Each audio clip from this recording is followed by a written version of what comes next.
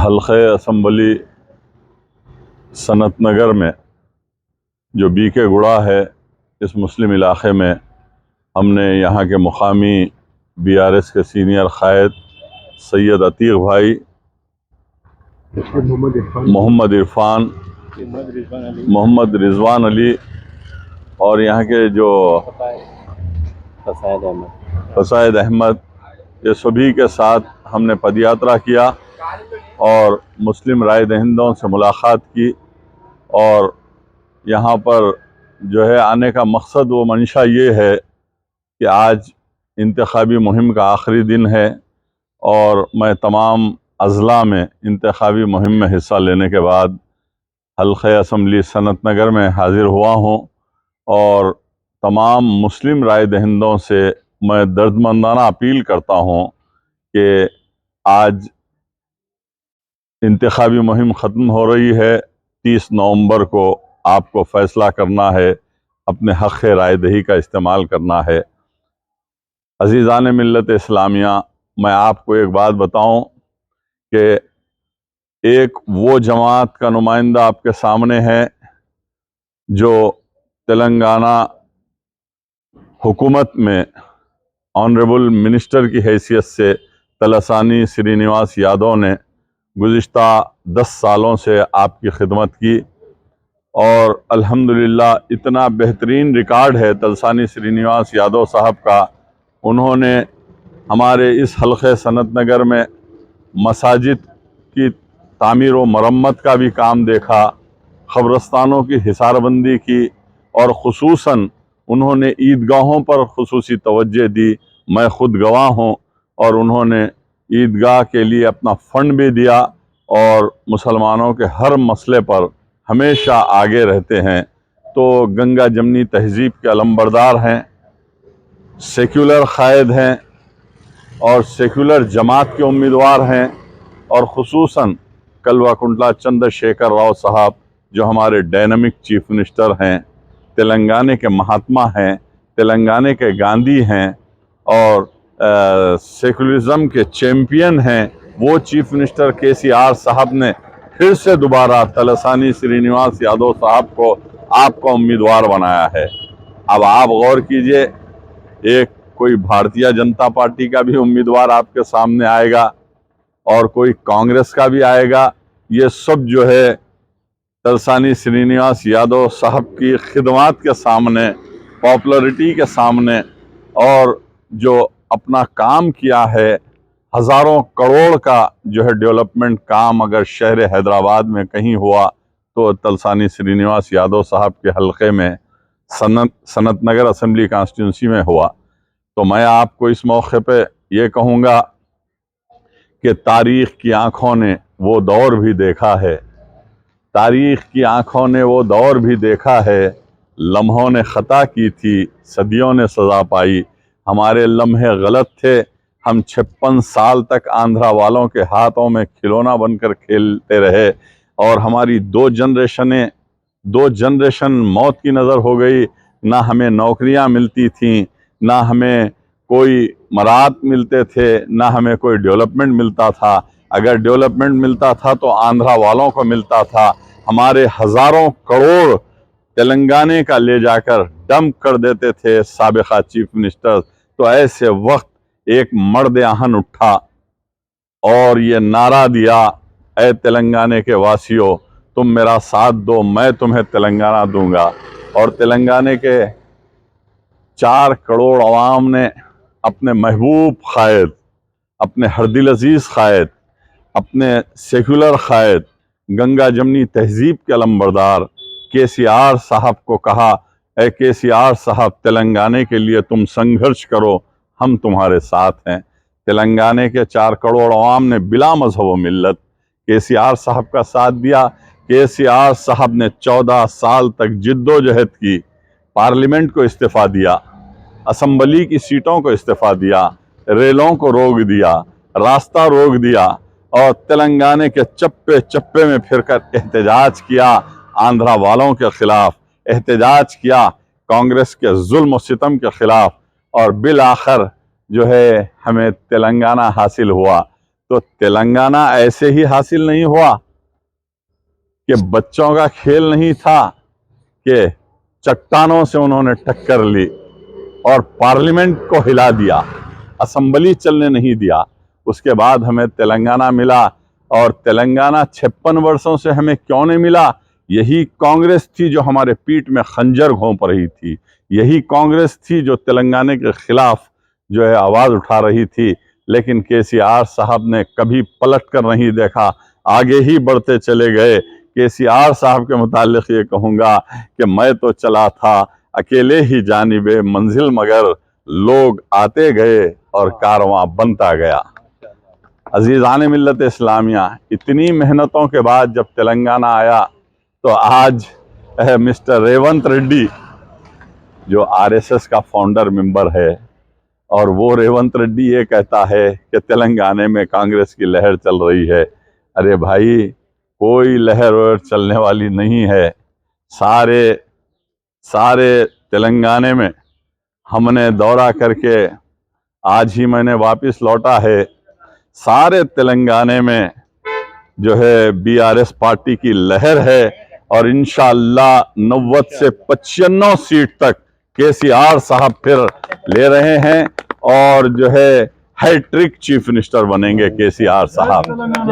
अब आपको गौर करना पड़ेगा, 9.5 साल के दौर में केसीआर साहब ने हमारे लिए क्या किया, तो ये बात खुलकर सामने आएगी। केसीआर साहब ने 9.5 साल बीआरएस की हुकूमत में 12,780 करोड़ मुसलमानों को दिया और 205 रेसिडेंशियल स्कूल्स कायम किए गए, जिसको सालाना 2,330 करोड़ दिए जाते हैं। 2 लाख मुस्लिम तलबा और तालिबात उन स्कूलों में जो है तालीम हासिल कर रहे हैं।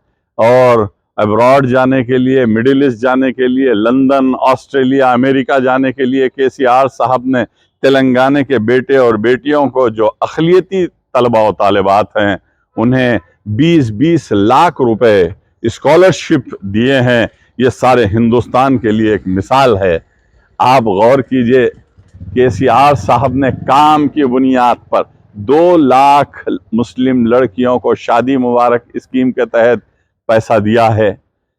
औकाफी जायदादों का तहफ़्फ़ुज़ हुआ है और मसाजिद का तहफ़्फ़ुज़ हुआ है और उर्दू ज़बान को सेकंड ऑफिशियल लैंग्वेज दिया गया है। तो गौर व फिक्र करने की बात है कि हमारे तारीख़ से, हमारी जोग्राफिया से, हमारे हुक्मरानों से, हमारे बादशाहों की तारीख़ से अगर कोई वाकिफ़ है हिंदुस्तान की सरज़मीन पर, तो वो मेरे और आपके लीडर केसीआर साहब हैं।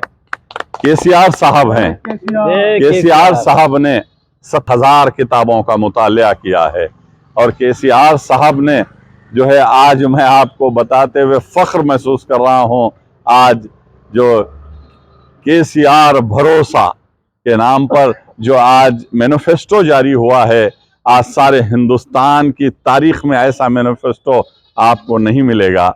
गौर कीजिए कि 400 रुपये में गैस सिलेंडर मिलेगा और अक़लियतों के लिए सालाना 5,000 करोड़ बजट दिया जाएगा और 1 एकड़ ज़मीन को 8,000 रुपये जाते थे, अब 16,000 रुपये दिए जाएंगे और घर घर पीने का पानी मिल रहा है और 24 घंटे इलेक्ट्रिसिटी मिल रही है और मिशन भागीरथा, मिशन काकतिया जैसी जो है स्कीमात तकमील हुए हैं। और ख़ास बात, जब ये स्टेट केसीआर साहब ने हासिल किया था, उस वक्त जो है ये सूखा और बंजर था और आज कालेश्वरम प्रोजेक्ट के तहत केसीआर साहब ने 4,80,000 एकड़ ज़मीन को सैराब किया है पानी से। आज घर घर पानी आने का मतलब ये है, चीफ मिनिस्टर केसीआर साहब ने 1 लाख करोड़ रुपए के खर्चे से घर घर पानी पहुंचाया है और लाखों करोड़ के खर्चे से कालेश्वरम प्रोजेक्ट लाया है। और आसरा पेंशन, अरे ये कांग्रेस की हुकूमत, ये रेवंत रेड्डी, मैं तुमसे पूछना चाहता हूं कि तुम्हारी जब कांग्रेस की हुकूमत थी तो हमारे जो है ज़ईफ़ मर्द व ख़वातीन को सिर्फ 200 रुपये पेंशन मिलता था, ये दुनिया जानती है। लेकिन केसीआर साहब ने 9.5 बरस तक 3016 रुपये पेंशन दिया और माजूरीन जो जिस्मानी माजूरीन हैं उन्हें 4016 रुपये पेंशन दिया। अब केसीआर साहब ने मैनिफेस्टो में ऐलान किया है कि 3000 को बढ़ाकर 5000 रुपये पेंशन दिया जाएगा और माजूरीन को 6000 रुपये पेंशन दिया जाएगा। आप बताइए, ऐसी मिसाल आपके सारे हिंदुस्तान में नहीं मिलेगी। Medical colleges, engineering colleges, high schools, तालीम और फिर 1 लाख रुपए फ्री लोन, 100% सब्सिडी का लोन है, कोई वापिस नहीं है। 20 लाख रुपए आला तालीम के लिए स्कॉलरशिप मिल रही है, कोई जो है रिफंडेबल वापिसी नहीं है। केसीआर साहब ने कहा, क्या मैं मेरे बेटे और बेटियों को तेलंगाना के देकर पैसा वापस लूं?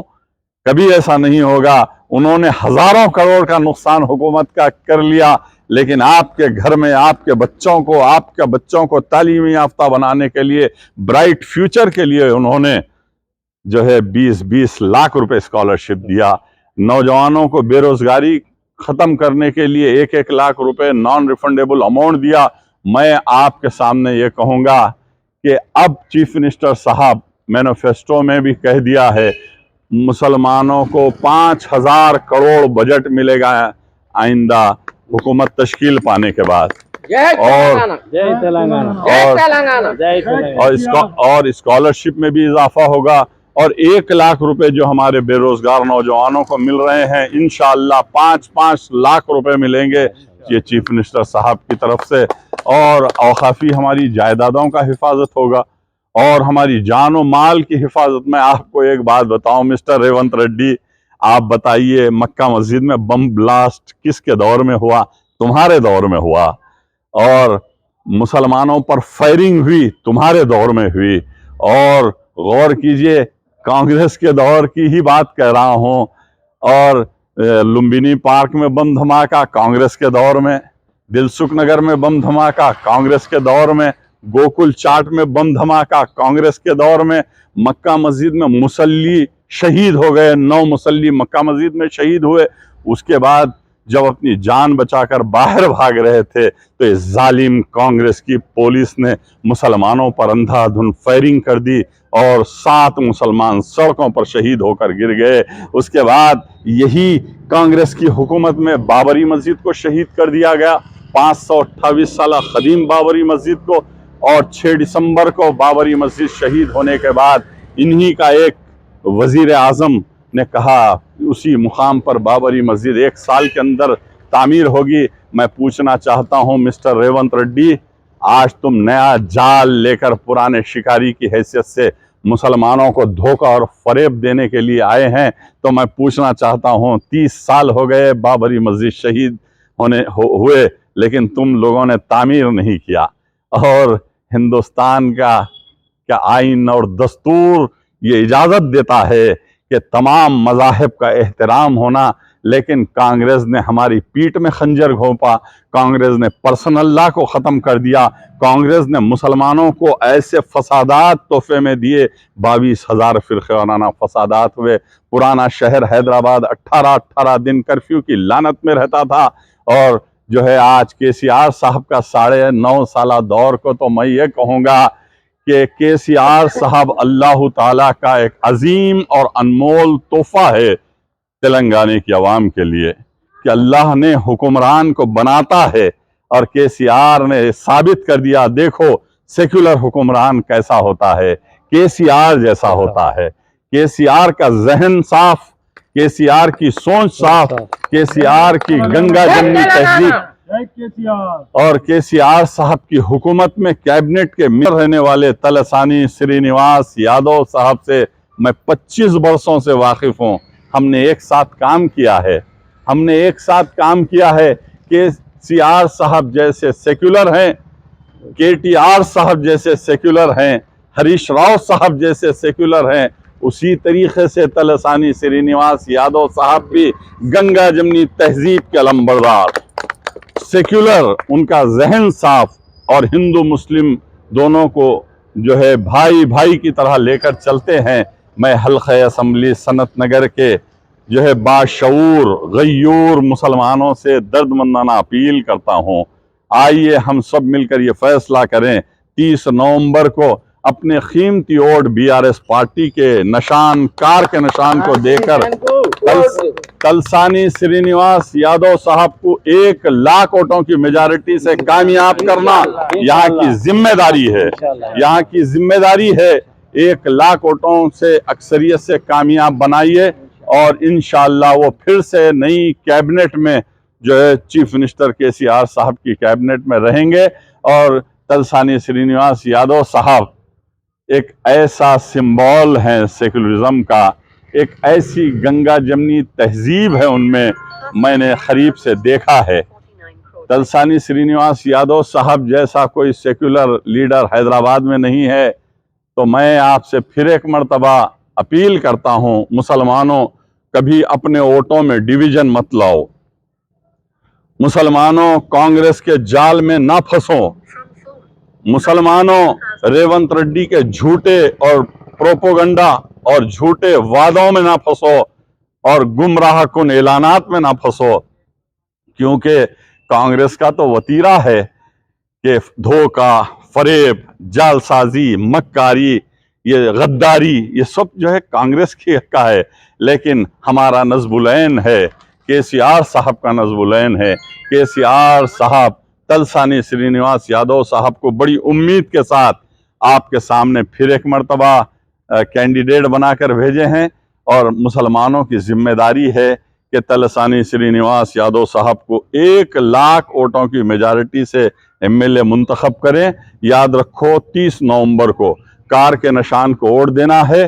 कार का निशान आपका डेवलपमेंट का निशान है। कार का निशान हैदराबाद की गंगा जमनी तहजीब का निशान है। कार का निशान तलसानी श्रीनिवास यादव की कामयाबी का निशान है। केसीआर साहब की अपील है, कार के निशान को वोट दीजिए। केटी रामाराव साहब की अपील है, कार के निशान को वोट दीजिए। हरीश राव साहब की अपील है, कार के निशान को वोट देकर कामयाब बनाइए। और हमारे हरदिल अजीज होम मिनिस्टर आली जनाब मोहम्मद महमूद अली साहब की अपील है कि तलसानी श्रीनिवास यादव साहब को तारीख साज कामयाबी अता करें और भारी अक्सरियत से कामयाब बनाइए। जय तेलंगाना, जय केसीआर।